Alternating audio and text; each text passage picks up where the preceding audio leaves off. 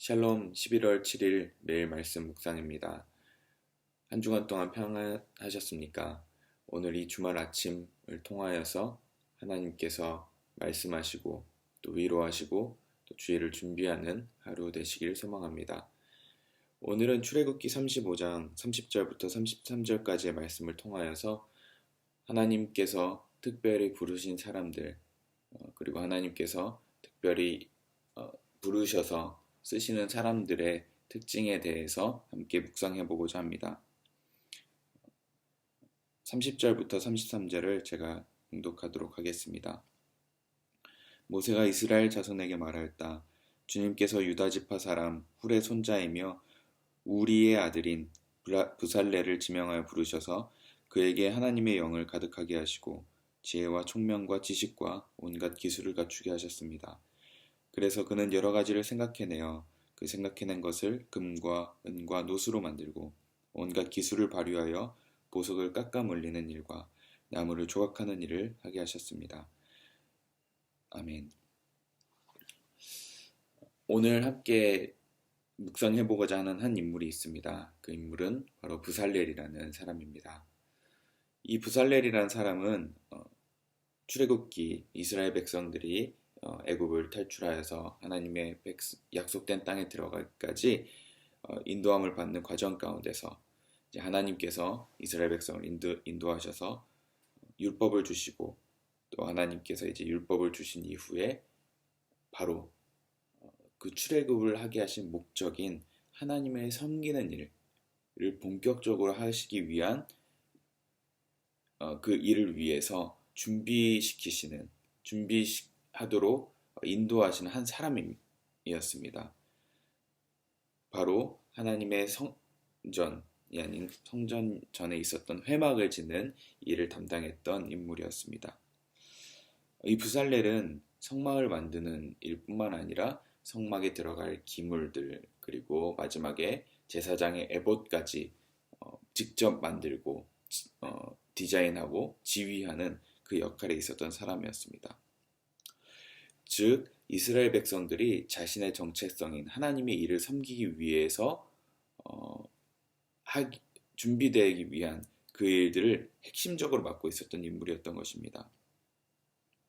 그 부살렐을 통하여서 하나님은 그 하나님을 섬기는 일을 준비시키는 일들을 감당시키셨는데 그 부살렐의 오늘 소개가 된 구절이 바로 30절부터 33절의 말씀입니다.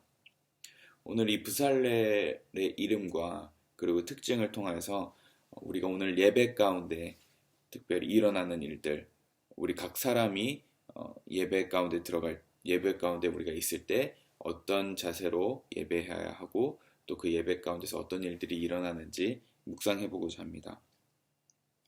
첫 번째로 부살렐이라는 이름을 통해서 함께 묵상해보고자 합니다. 부살렐이라는 이름의 뜻은 하나님의 그늘 아래라는 뜻입니다.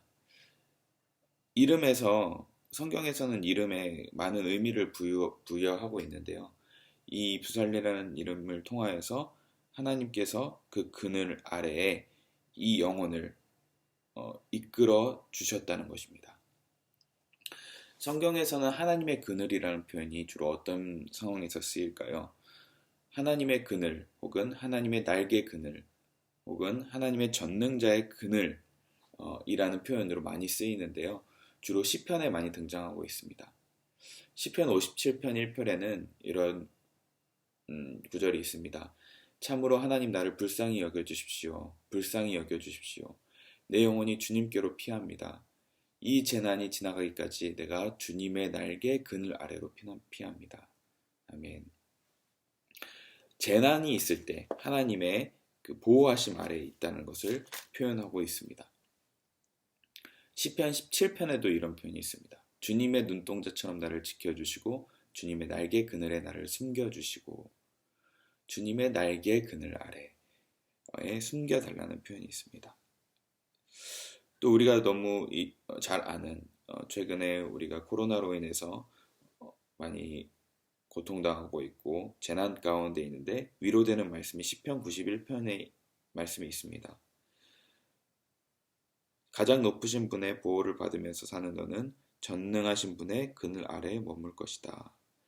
나는 주님께 주님은 나의 피난처, 나의 요새, 내가 의지할 하나님이라고 말하겠다. 아멘. 그리고 4절에 이렇게 또 표현되어 있습니다. 주님이 그의 깃으로 너를 덮어주시고 너도 그의 그늘 날개 아래로 피할 것이니 주님의 진실하심이 너를 지켜주는 방패와 갑옷이 될 것이다. 아멘. 이거 바로 주님의 그늘 아래에 있다는 것은 특별한 재난이나 어려움 가운데 하나님이 특별히 보호하신다는 뜻이 있다는 것입니다. 부살렐이 어떤 일들이 있었고 어떤 스토리가 있어서 이런 이름을 부여받았는지는 모르겠지만 우리가 어느 정도 알 수 있는 것은 부살렐의 인생 가운데 어려움이 있었고 또 재난이 있었다는 것을 우리가 알 수 있습니다. 물론 지금 출애굽기의 상황 가운데 애굽을 탈출해서 하나님의 약속된 땅을 가는 그 사건 자체가 굉장히 큰 재난 가운데 있을 수 있습니다.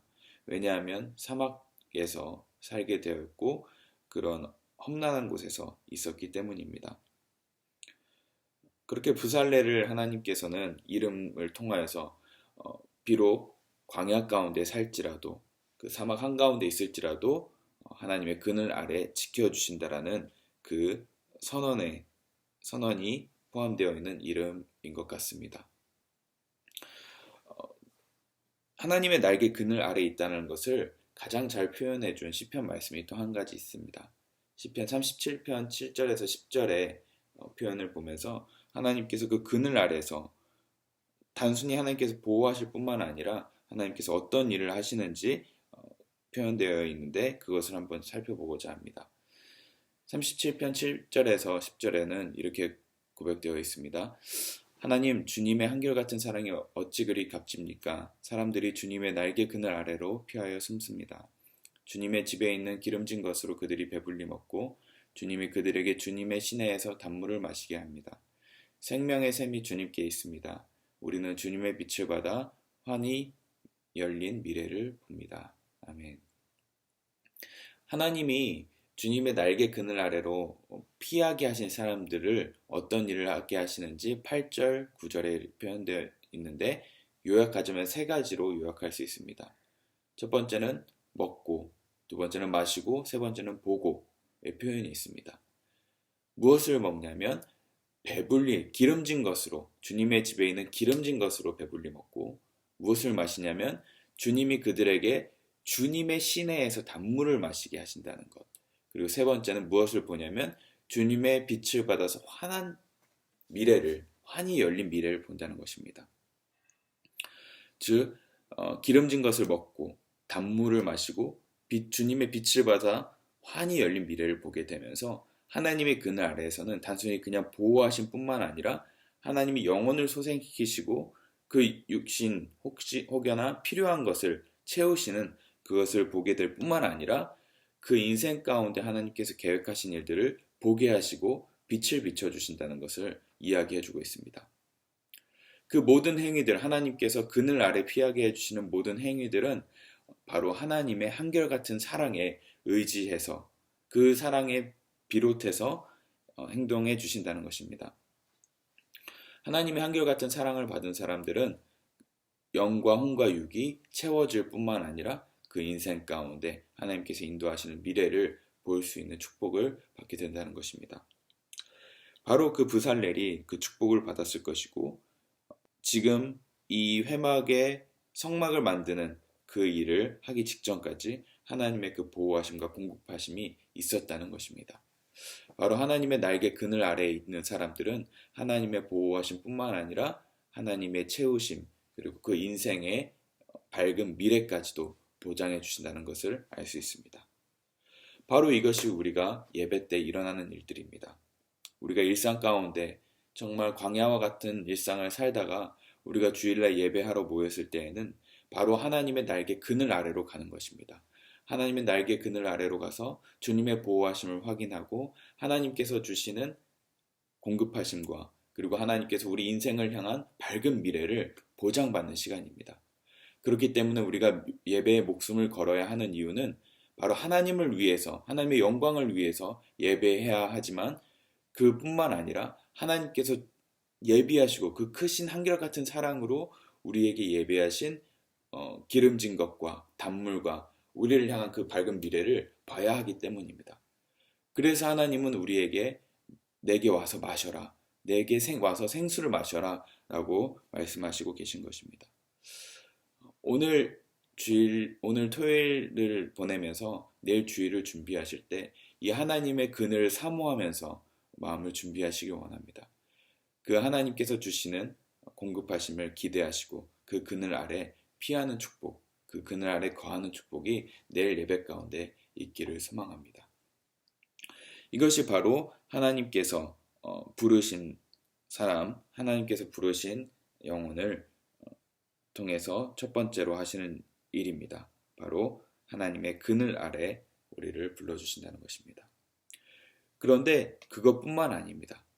하나님께서 부살레를 통해서 하신 일들을 통해서 우리에게도 똑같이 하시고자 하는 일들을 또 한 가지 기억하기 원하는 것은 두 번째는 바로 우리를 지명하여 부르셨다는 것입니다. 그 말은 어떤 말이냐면 바로 사명을 주신다는 말입니다. 하나님의 그늘 아래에 있는 예배자는 메말랐던 영혼이 회복되고 밝은 미래를 볼 수 있는, 우리 인생 가운데 밝은 미래가 있다는 믿음을 가지게 됩니다. 영혼이 회복되니 이제 힘을 얻고 자신의 인생을 재정비할 수 있게 된다는 것입니다. 그런데 우리가 그것에 멈추지 않고 하나님께서 그 그늘 아래 거하게 하시는 사람들은 그 안에 그냥 힘만 얻도록 하시는 것이 아니라 바로 사명을 주시게 되는데요. 우리가 부살레를 볼 때, 부살레는 성막을 만들고 하나님의 일을 위해서 쓰임 받았던 사람이구나 라고 우리가 너무나 잘 알고 있습니다. 그런데 우리가 이곳에서 봤을 때 간과하고 있던 것은 무엇이냐면 바로 하나님께서 사명을 주실 때는 하나님의 일을 하기 전에 먼저 그 사람의 은사를 발견하게 하신다는 것입니다. 우리가 여기서 주목해 볼 것은 부살렐의 사명이 처음부터 성전 기물을 만드는 데만 있지 않았다는 것입니다. 그는 하나님이 주신 은사를 가지고 자신의 삶에서 멋지게 펼쳐나가고 있었던 것입니다. 31절과 32절 그리고 33절을 우리가 본다면 한번 제가 다시 읽어드리겠습니다. 그에게 하나님의 영을 가득하게 하시고 지혜와 총명과 지식과 온갖 기술을 갖추게 하셨습니다. 그래서 그는 여러 가지를 생각해내어 그가 생각해낸 것을 금과 은과 노수로 만들고 온갖 기술을 발휘하여 보석을 깎아 물리는 일과 나무를 조각하는 일을 하게 하셨습니다. 아멘. 하나님께서는 부살렐에게 먼저 지혜와 총명과 지식과 온갖 기술을 갖추게 하셔서 자기가 생각하는 것들을 실천할 수 있는 능력, 그리고 금과 은과 노수로 자신이 생각해낸 것을 만들게 하시고 기술을 발휘하게 하시고 보석을 깎아 물리는 일과 나무를 조각하는 일을 할 수 있는 능력을 주셨다는 것입니다. 그 능력을 가지고 자신의 삶에서 멋지게 펼쳐내고 있었다는 것입니다. 바로 하나님의 그늘 아래에 있는 사람들은 하나님께서 주시는 영적인 회복을 주실 뿐만 아니라 자신의 일상 속에서 할 수 있는 일들을 찾아가 나가게 되고 그것을 개발하기 시작한다는 것입니다.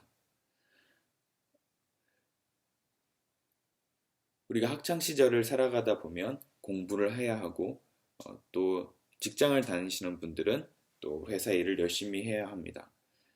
그러나 우리가 때로는 주일날 예배 드리는 것이 그냥 한번 예배를 드리러 오는 것, 그리고 내가 일상에 가면 일상과는 분리돼서 살아간다고 생각하지만 사실은 진정으로 하나님께서 부르신 사람, 하나님께서 진정으로 보호하시는 그 사람은 예배 따로 일상 따로가 아니라 일상과 예배가 연결되어서 모든 전인적인 삶이 예배의 삶으로 변한다는 것입니다.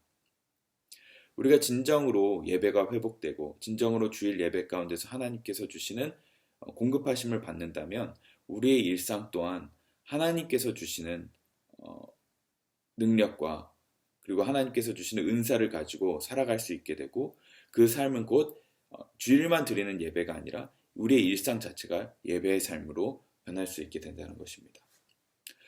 그것이 바로 하나님께서 그늘로 이끌어 주신 그 사람의 축복이고 결과인 것입니다.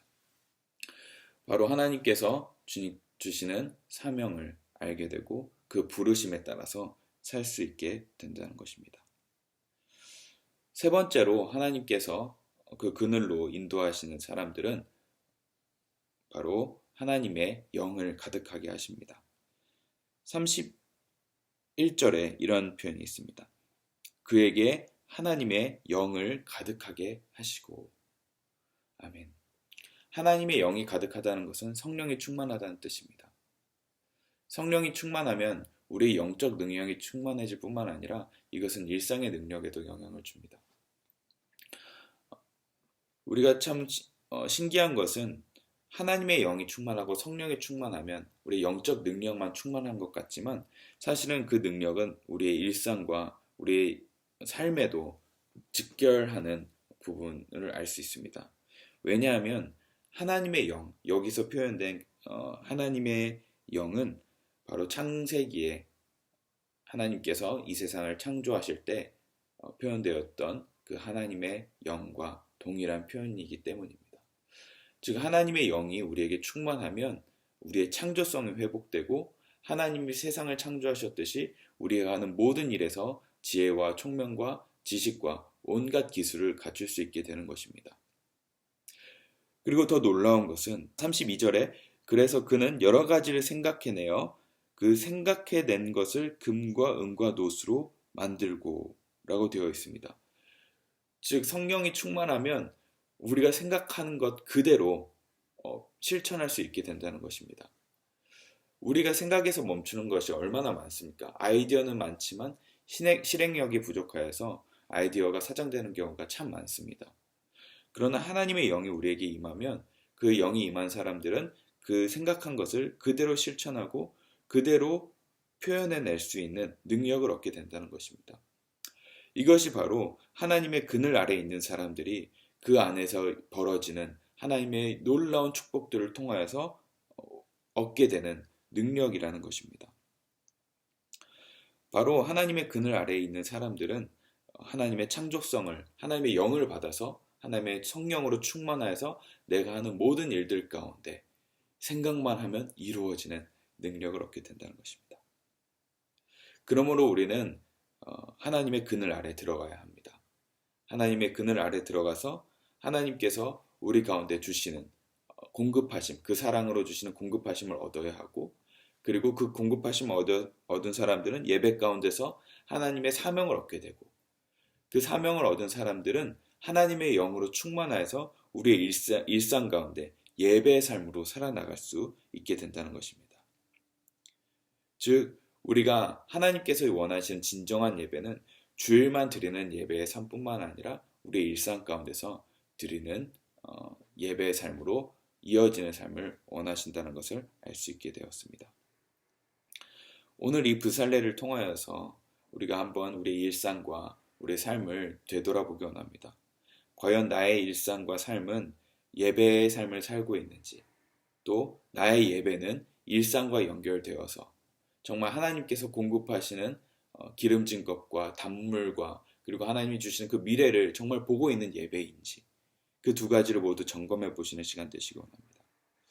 그래서 내일 예배 때에는 우리가 내일 예배로 끝나는 것이 아니라 그 예배 가운데서 주시는 주님의 공급하심을 얻고 또 사명을 발견하고 그리고 하나님의 영으로 충만하여서 내 일상에서도 정말 그 하나님의 충만하신 영을 펼쳐 보일 수 있는 그런 예배가 될 수 있는지 그리고 그 예배가 되는지 점검하고 또 확인하는 그런 시간 되시길 소망합니다.